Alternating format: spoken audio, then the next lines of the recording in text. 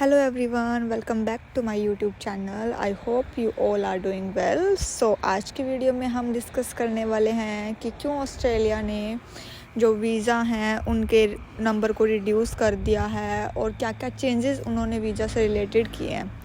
तो आज आप सबको आई थिंक पता ही होगा कि कुछ अभी न्यू रूल्स आए हैं रिलेटेड टू वीज़ा।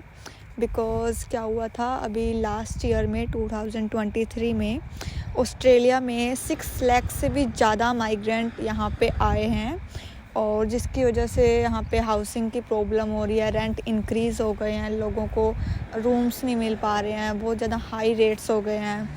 तो इस तरह की चीज़ें फेस की हैं यहाँ पे स्टूडेंट्स ने और बाकी जो अदर माइग्रेंट्स यहाँ पे आए हैं।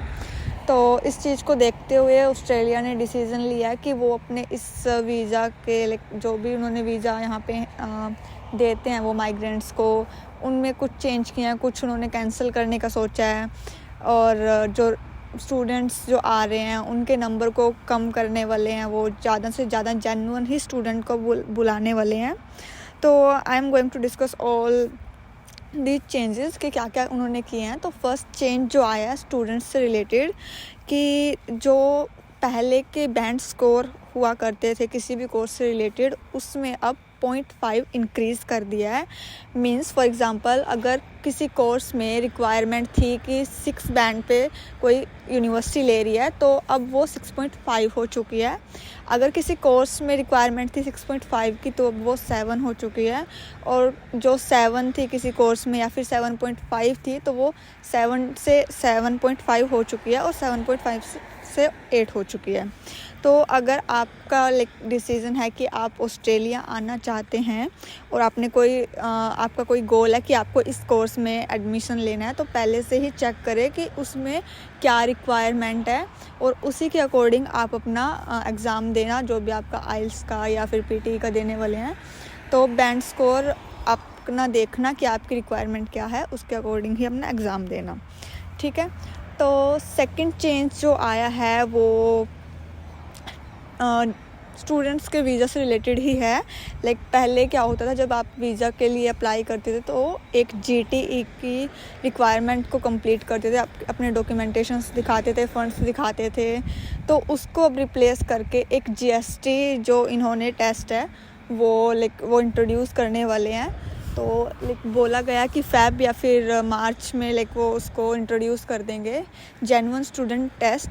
दैट मीन्स कि अब जो ऑस्ट्रेलिया है जो जेन्युइन स्टूडेंट्स हैं सिर्फ उनको ही बुलाएंगे जिनमें इनको लगता है कि हाँ स्किल्स हैं, जिनकी इनको रिक्वायरमेंट है, सिर्फ उन्हीं स्टूडेंट्स को ये वीज़ा देंगे।